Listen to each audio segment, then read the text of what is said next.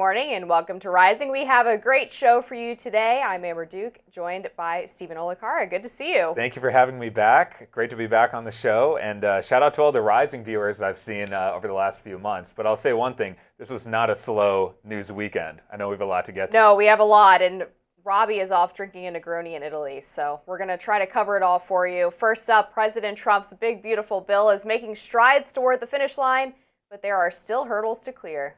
On Saturday, the bill did pass a key Senate measure, allowing it to advance in a debate and vote. Two Republican senators, Tom Tillis and Rand Paul, voted against the bill. Tillis cited his issue with the bill's proposed Medicaid cuts, which he says would cost his state almost $40 billion in funding. Paul, on the other hand, opposed the $5 trillion debt ceiling increase. Democrats, of course, had complaints of their own, and they all voted no. Here's Senator Chuck Schumer this weekend. Republicans are about to pass the single most expensive bill in U.S. history to give tax breaks to billionaires while taking away Medicaid, SNAP benefits, and good-paying jobs for millions of people. Democrats also stalled the debate this weekend by forcing a full reading of the 940-page bill on the Senate floor. Senator Elizabeth Warren posted on X at 2 in the morning that she was on her way to the Capitol to force the reading, adding, quote, "This bill will rip health care coverage away from 16 million people and cut food assistance. It's sick, and we will not stand for it." Notably, Senator Mike Lee pulled his proposal to sell federal land for housing after getting pushback from members of his own party. Republicans carried on, however, popping up all over the media this weekend, promoting and praising the bill. Here is Senator Lindsey Graham on the Senate floor.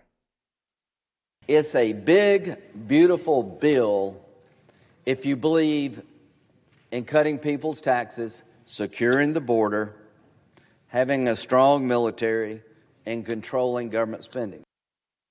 Former Trump official Elon Musk couldn't resist trashing the bill, writing on X, quote, "The latest Senate draft bill will destroy millions of jobs in America and cause immense strategic harm to our country.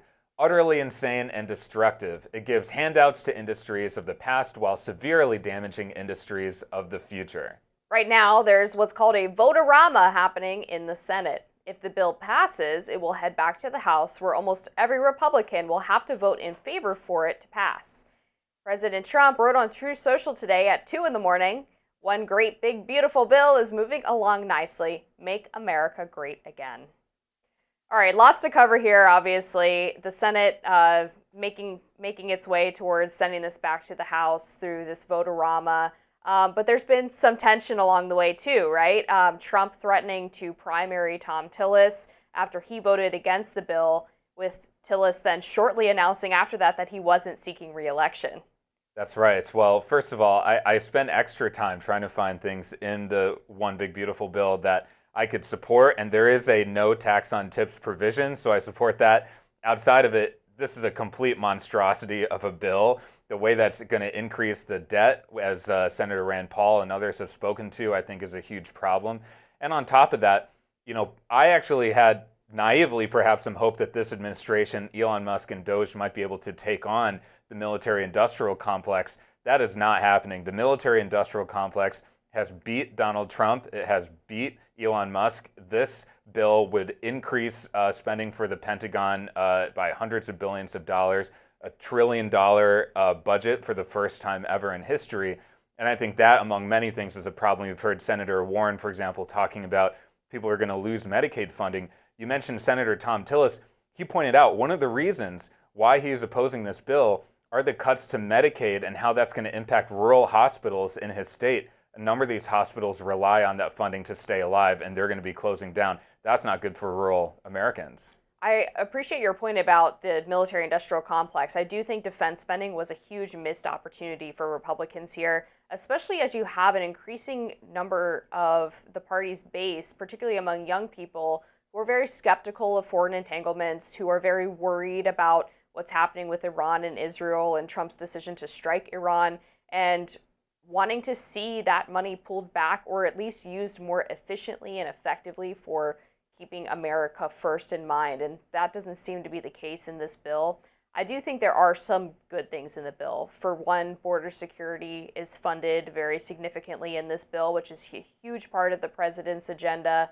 I do think on the point about Medicaid funding for the states being pulled back, I understand the argument that some states have against that, but I also appreciate that they are adding this able-bodied work requirement, that they are making sure that it's not going, well, depending on what they decide to do with the parliamentarian and how they rewrite that clause, not allowing Medicaid to go to non-citizens seems like it makes sense to me. So I don't think it's all bad, but it certainly is not what we thought it was going to be when Trump was talking about it back in January or February. That's right. And part of the issue here, that why you're seeing at least a few Republicans rebelling from Trump on this, is just because there really was a hope that we could take on debt and deficits in a real and serious way.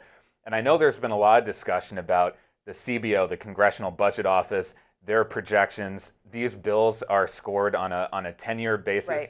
There are a lot of assumptions there. And I can actually sympathize with some of the critiques from the right on the CBO scoring. There are a lot of things that can happen. But if you look at how this bill is structured, the vast majority of the spending is in the first 5 years, and any potential savings are really going to be in the latter 5 years. And I took an important note, I think, from Senator Paul on, given all of the uncertainty with those assumptions, let's at least look at the next year. And in the next fiscal year, it's increasing the deficit by $270 billion. That is a for sure thing. And I think anyone who's a fiscal conservative can look at that and say, that's not good for our country. That's an important point that you make. Thomas Massie pointed out the same thing in an interview that I did with him on, I believe it was Thursday, where he talked about how he could get to a yes on the big, beautiful bill. And he had this exact same problem raised with the CBO scoring. It's on a 10-year window.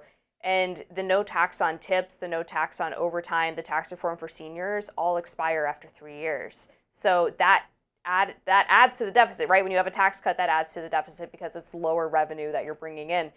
So when you score on a 10-year basis, suddenly that 3-year no tax on X, Y, and Z doesn't add to the deficit the way that it would if you were scoring on a 3 to 5 year basis. But let's be real, is Congress really going to vote or not vote to extend those provisions? No, nobody wants to see a tax increase once those things are already enshrined into law. It's the same trick that they did with the Tax Cut and Jobs Act, which was that they made the corporate tax cut permanent while making the tax cuts for the middle class temporary, so that there would be more political pressure later on to get senators and congressmen to vote for that extension, while also making sure that the bill was technically deficit neutral. Yeah, well, once you have spending or tax cuts, it's very likely that those things are going to continue.